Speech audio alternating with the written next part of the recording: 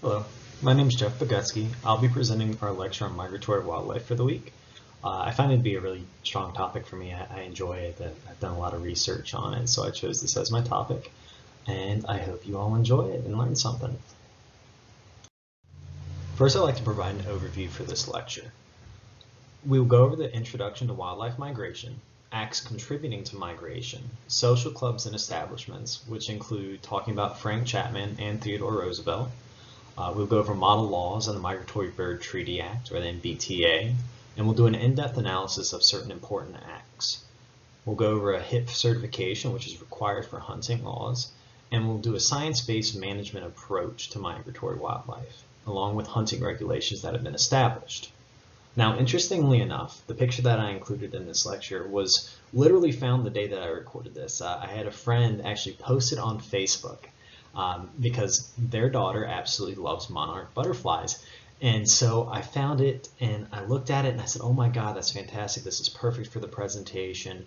And what it is it is a picture of monarch butterfly migration. And it's from the Bird Center of Michigan.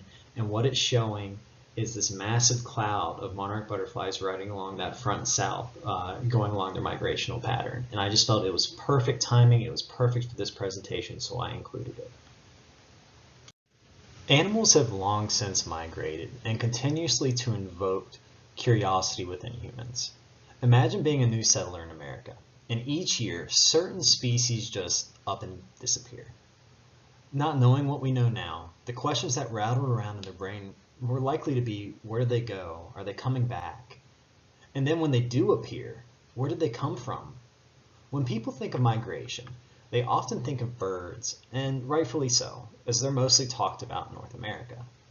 But there are several species that migrate across portions of North American continent. Notably, and stated in the book by Wins, bison, elk, caribou, deer, pronghorn, monarch butterflies, varying fish species, and numerous bird species. Now in particular, we're going to do a discussion that will include pronghorn. But first, let's go over the rest of this. Wildlife migration poses several unique challenges when facing policy implementation and their management of species being abundant at some times of the year but completely absent during others.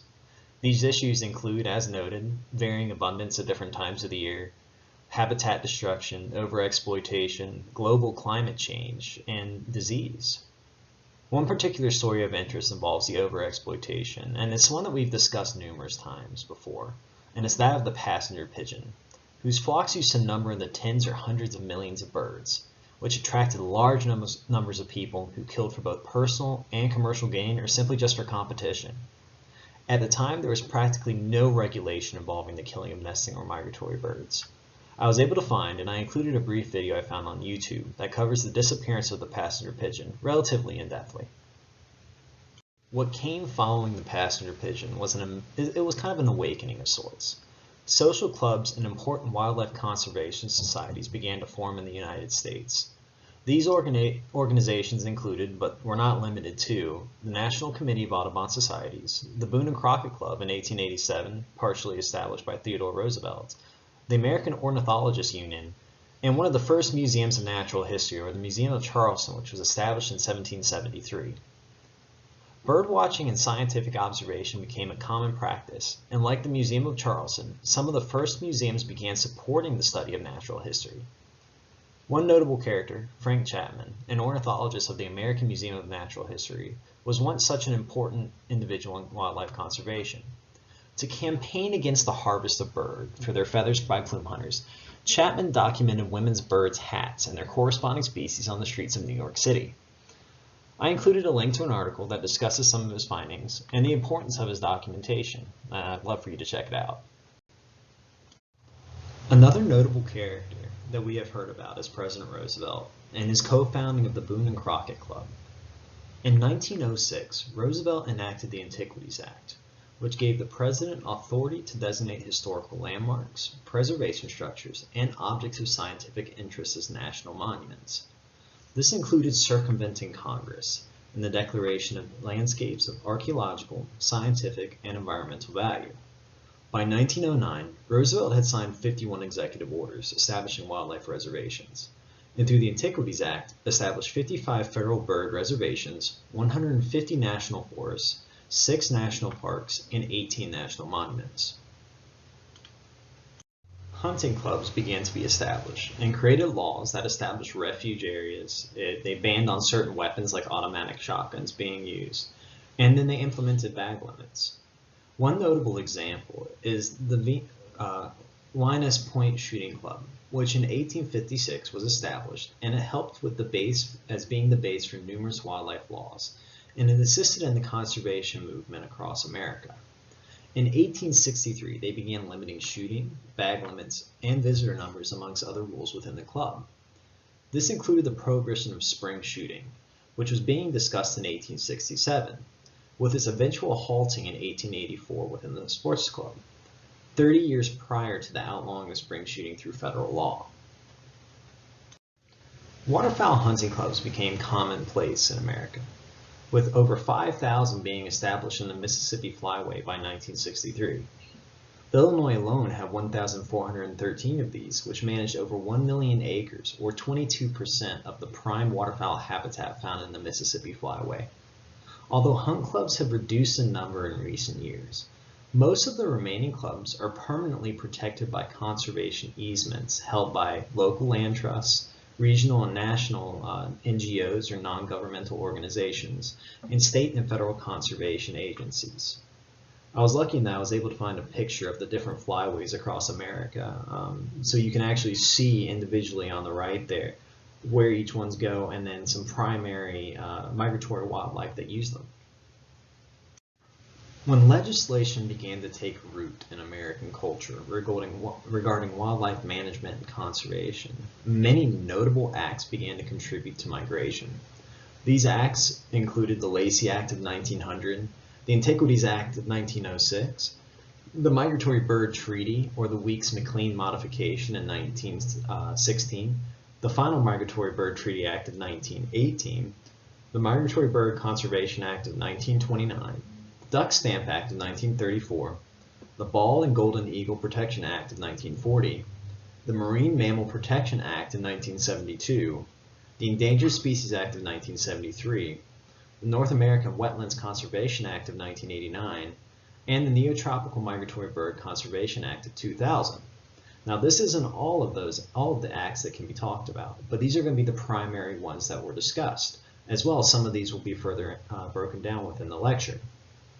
I was able to find the timeline concerning each of the acts, along with important legislation, court cases, and refuge establishment on the Fish and Wildlife Service site that lays out and describes each of them in a simple to read manner and is chronological, so it's easy to follow.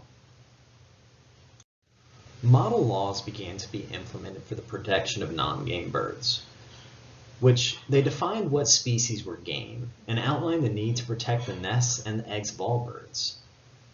These model laws were promoted by the National Association of the Audubon Societies, and some states prohibited the export of legally obtained birds to stop market gunning specifically within their model laws. One important case concerning model laws was Geer v. Connecticut in 1896, which upheld a Connecticut law in the Supreme Court which prevented the export of game across state boundaries.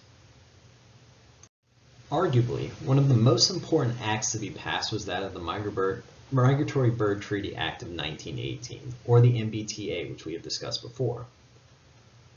It was preceded by the Lacey Act of 1900, which was considered the first federal statute to assert jurisdiction over wildlife by blocking interstate transportation of wildlife killed in violation of state law. The MBTA was the first major federal law to conserve wildlife species considered as economically valuable to the nation. And while it was vastly important, it did lead to conflict amongst the state and the federal government, along with its created concept of shared responsibility. In Missouri versus Holland, the Attorney General of Missouri and 4 companions of his let it be known that they would be shooting waterfowl in March as a protest to the control of migratory birds. They were arrested by Holland, a federal game warden at the time, which ended up in federal court with the claim that Holland had acted unconstitutionally by enforcing the MBTA. The Supreme Court ultimately ruled in favor of Holland by stating that the MBTA was constitutional, which led to to rest further issues that would concern the jurisdiction of the MBTA. Now, the MBTA has also established subsequent treaties following this, with Mexico in 1936, Japan in 1972, and the Soviet Union in 1976. And this includes protection and management of the habitat that is found there too. This covers in total 1,026 species, of which 170 are game birds, with 60 that are currently hunted in the U.S. Enforcement of the Migratory Bird Treaty Act is now done by the United States Fish and Wildlife Service and is permitted under federal rules and regulations. Violations can result in arrests or penalties, which include forfeiture of equipment, imprisonment and fines, but there are some notable exceptions of certain regulations, which are permitted, like that of subsistence take by indigenous Alaskans. Implementation of the Migratory Bird Treaty Act encompasses a broad range of land acquisition, management, policy, and enforcement activities. WENT's 2018 discussed some prime examples of violations. The first of these is the poisoning of 65 brown-headed cowbirds and 4 red-tailed hawks that resulted in their death, resulting in a fine of $10,000 and 2 years of probation by the farmer. Another violation, also in Texas, was from the killing of 2 whooping cranes by a Southeast Texas man, which resulted in a payment of $26,000 in restitution, a loss of all hunting and fishing rights for 5 years, 200 hours of community service, and he has lost the ability to possess firearms. Another example that was given by WENT's 2018 was in the trapping and selling of migratory birds. This was a commercial trafficking incident in Florida where 4 individuals were prosecuted for selling red-tailed hawks and great horned owls. They served 2 years and paid $2,000 apiece. And lastly, in WENT's 2018, they bring up the killing of protected birds, where in Long Island, New York, pigeon enthusiasts were conspiring to take, capture, and kill, and did kill, red-tailed hawks and Cooper hawks. While this has not been finished yet as far as the court system goes, this specific case could result in them facing up to 30 months in prison and $75,000 in fines. One particular success story involves the solving of lead poisoning. This occurred from the ingestion of spent lead shot, which caused poisoning of waterfowl, inclusive of ducks, geese, and swans, and ultimately bald eagles as well. This had been a problem for a while, but was recognized officially in 1894 by George Bird Grinnell, someone that we have talked about numerous times, in a Forest and Stream magazine illustration. Now, states individually could initiate bans on lead shot, but by 1984, the Central Flyway Council and Mississippi Flyway Council sought flyway-wide elimination of lead shot by 1987 to 1988, which was refused. Following this, the National Wildlife Federation, under guidance of the Migratory Bird Treaty Act, the Bald Eagle Protection Act, Endangered Species Act, and the National Environmental Policy Act, forced action. And because of this, by 1991, the Fish and Wildlife Service stated nationwide that the hunting of waterfowl must be done with non-toxic shot. Now, I included a bit of a history on George Grinnell. We've talked about him numerous times, but the YouTube video I found is pretty brief, probably I think it's 5 or 6, 7 minutes, somewhere around there, and it just goes over his basic history, where how he was important to conservation, and how he got to where he was at that point. As talked about before, there were some problems that arose with the initiation of the MBTA. One notable example was the United States versus Citgo Petroleum Corp. In 2018, and it came forth because of the ambiguity within some text on the definition of the word take. Now, the Fifth Circuit Court of Appeals overturned a Fish and Wildlife Service prosecution of the oil company for the deaths of ducks in uncovered wastewater tanks. This was argued against and tried to appeal because the MBTA states that only deliberate acts done directly and intentionally count toward the violation. But the problem with this is that because of the overturn of this prosecution, it could allow for the hazardous developments or the activities to kill birds, and it could cause future problems with similar cases by using the ambiguity within the text and by the definition of take that could be considered. The first of the important acts that I'm going to really cover outside of the Migratory Bird Treaty Act is the Migratory Bird Conservation Commission, or the MBCC, which was established on the 18th of February in 1929 by the passing of the Migratory Bird Conservation Act. Now, this act and the commission approves the purchases of land and water by the FWS, or the Fish and Wildlife Service. These purchases of land are used to help and establish new national wildlife refuges that also allow the approval of grants under the North American Wetlands Conservation Act. And as stated, this is specifically funded by the sale of federal duck stamps, which we will go over here shortly within the next slide. As stated in the last slide, now we're going to discuss the Duck Stamp Act. This is also known as the Migratory Bird Hunting and Conservation Stamp Act of 1934, aka the Duck Stamp Act. This requires the purchase of a stamp each year for hunters 16 years of age or higher. And in 1934, this price is only $1. But the current price today is $25 per stamp. Now, 98% of the fund goes to acquiring and protecting wetland and habitat for ducks and migratory waterfowl species specifically. And these lands that are purchased each become part of the National Wildlife Refuge System. And as of today, over 300 refuges have benefited. Now, I was able to find a picture of one of the older duck stamps that you would have to hold in order to be able to hunt waterfowl and duck. And this one was done in 1934, 1935 to be used.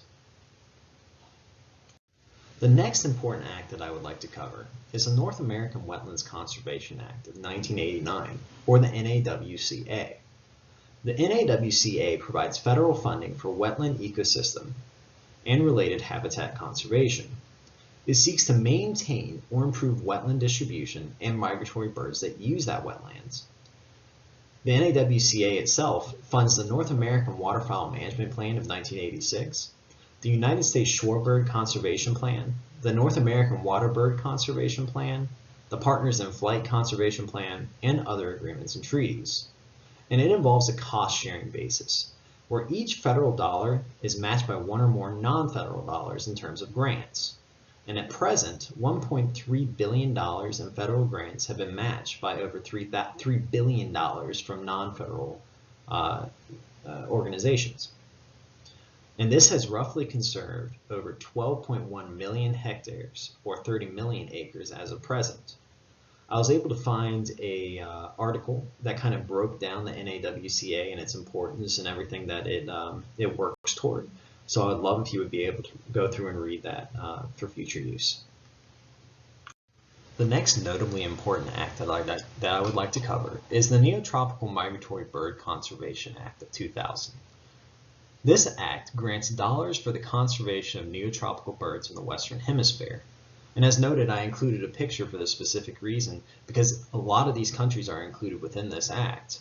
The cost-sharing basis is that partners match 3-to-1 for every federal dollar that is provided. And 75% of the funding thus far has been spent on projects outside of the United States.